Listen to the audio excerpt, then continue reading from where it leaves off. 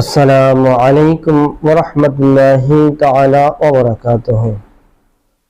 الحمد لله رب العالمين والعاقبة للمتقين والصلاة والسلام على أشرف الأنبياء والمرسلين أما بعد. সুপ্রিয় দর্শক ও শ্রোতাবৃন্দ, মাহে রমজানের বার্তা অনুষ্ঠান থেকে আপনাদের জানাই আন্তরিক শুভেচ্ছা ও অভিনন্দন। প্রতিদিনের ন্যায় ধারাবাহিকভাবে আজকে আমরা আলোচনা করব রোজার মাকরুহ সমূহ, অর্থাৎ যে সকল কাজ করলে রোজা হয়ে যায় কিন্তু রোজার নুরানিয়াত চলে যায়। সহিহ বুখারী শরীফ প্রথম খণ্ড 628 পৃষ্ঠায় বর্ণিত হযরত সাইয়্যিদুনা আবী হুরায়রা রাদিয়াল্লাহু তাআলা আনহু হতে বর্ণিত, প্রিয় নবী সাল্লাল্লাহু তাআলা আলাইহি ওয়াসাল্লাম ইরশাদ করেন, যে ব্যক্তি রোজা রেখে খারাপ কথা ও খারাপ কাজ পরিহার করেনি, তার ফানাহার ছেড়ে দেওয়া আল্লাহ তাআলার কাছে কোনো প্রয়োজন নেই। আত-তারগীব ওয়া তারহিব দ্বিতীয় খণ্ড 94 পৃষ্ঠায় বর্ণিত আরেকটি হাদিস হযরত সাইয়্যিদুনা আবী হুরায়রা রাদিয়াল্লাহু তাআলা আনহু হতে বর্ণিত, তিনি বলেন, প্রিয় নবীজি সাল্লাল্লাহু তাআলা আলাইহি ওয়াসাল্লাম ইরশাদ করেন, রোজা ঢাল স্বরূপ, যতক্ষণ না সেটাকে ছিদ্র করে দেওয়া না হয়। সাহাবায়ে কেরামগণ আরজ করলেন, ইয়া রাসূলুল্লাহ ওয়া ইয়া হাবিবাল্লাহ, কোন জিনিস দিয়ে ছিদ্র করা হয়? জবাবে প্রিয় নবীজি সাল্লাল্লাহু আলাইহি ওয়াসাল্লাম বলেন, মিথ্যা বা গীবত দ্বারা। সুপ্রিয় দর্শক শ্রোতা, আসুন জেনে নেই রোজার 12টি মাকরুহ সম্বলিত মাসালা।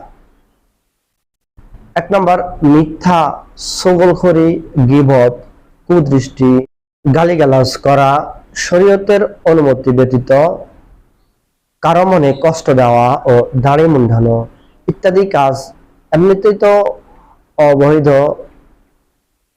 ও হারাম বা কঠোরভাবে শরীয়তে নিষিদ্ধ, সেগুলোর কারণে রোজা মাকরুহ হয়ে যায়।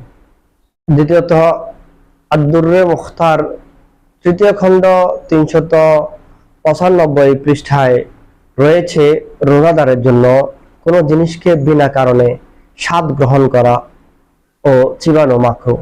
স্বাদ গ্রহণের জন্য ওই হচ্ছে, যদি কোনো নারীর স্বামী বদমেজাজি হয়, তরকারি বা খাবারের লবণ কম বেশি হলে রাগ করবে, এই কারণে স্বাদ গ্রহণ করলে রোজার ক্ষতি হবে না।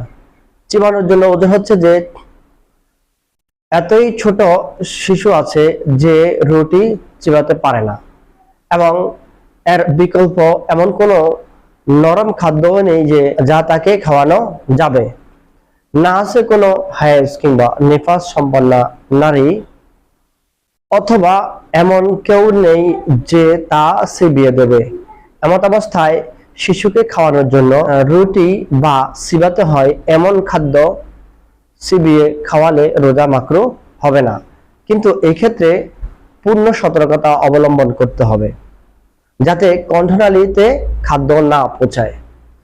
যদি কণ্ঠনালী দিয়ে কোনো কিছু নিচে নেমে যায় তাহলে রোজা ভেঙে যাবে। আর স্বাদ নেওয়ার অর্থ হচ্ছে শুধু জিহ্বা দিয়ে স্বাদ বুঝে নেবেন আর সাথে সাথে থুতুর সাথে তা ফেলে দেবেন, তা থেকে যেন কণ্ঠনালী দিয়ে কোনো কিছু যেতে না পারে। তৃতীয়ত, যদি কোনো জিনিস কিনলো আর সেটার স্বাদ দেখা জরুরি, কারণ স্বাদ না দেখলে লোকসানের সম্ভাবনা থাকে। এমত অবস্থায় স্বাদ পরীক্ষা করতে কোনো ক্ষতি নেই, অন্যথায় রোজা মাকরুহ হয়ে যাবে। চতুর্থত, রুদ্দুল মুহতার তৃতীয় খণ্ড 396 পৃষ্ঠায় রয়েছে, স্ত্রীকে চুমা দেওয়া ও আলিঙ্গন করা এবং স্পর্শ করা মাকরুহ নয়। অবশ্য যদি এই আশঙ্কা থাকে যে বীর্যপাত হয়ে যাবে কিংবা সহবাসে লিপ্ত হওয়ার সম্ভাবনা থাকে, তাহলে তা করা যাবে না। আর স্তন বা দুধের বোটা ও জিহ্বা শোষণ করা রোজার মধ্যে নিঃশর্তভাবে মাকরুহ। অনুরূপভাবে মোশারাতে ফাহিশা বা বিভৎস অবস্থায় স্বামী স্ত্রী পরস্পর যৌনাঙ্গ লাগানো মাকরুহ। আদ-দুরুল মুখতার তৃতীয় খণ্ড 397 পৃষ্ঠায় বর্ণিত আছে, গোলাপ কিংবা খুশবু ইত্যাদির ঘ্রাণ নেওয়া, দাড়ি গোফে তেল লাগানো, সুরমা লাগানো মাকরুহ নয়। রোজা রাখা অবস্থায় যে কোনো ধরনের আতরের ঘ্রাণ নেওয়া যেতে পারে, আর কাপড়ও ব্যবহার করা যেতে পারে, এতে কোনো রোজার ক্ষতি হবে না। রোজা পালনকালে মিসওয়াক করা মাকরুহ নয়, বরং অন্যান্য দিনগুলোতে যেমন সুন্নত তেমনি রোজার মধ্যেও মিসওয়াক করা সুন্নত। মিসওয়াক শুষ্ক হোক কিংবা ভেজা হোক, পানি দ্বারা নরম করে নেওয়া হয়। যে কোনো অবস্থায় হোক না কেন মিসওয়াক করা যাবে, তবে টুথপেস্ট দিয়ে দাঁত ব্রাশ করা মাকরুহ। আর এতে যদি টুথপেস্টের কিছু অংশ কণ্ঠনালীর ভিতরে চলে যায় তাহলে রোজা ভেঙে যাবে। অনেকে বলে থাকে যে রোজাদারের জন্য দুপুরের পর মিসওয়াক করা মাকরুহ। এটা হানাফি মাযহাবের মাসআলা বিরোধী। হানাফি মাযহাব মতে এতে কোনো সমস্যা নেই। যদি মিসওয়াক চিবোলে তার কোনো আঁশ ছুটে যায় এবং এর স্বাদ অনুভূত হয়, এমন মিসওয়াক রোজা পালনকালে ব্যবহার করা উচিত নয়।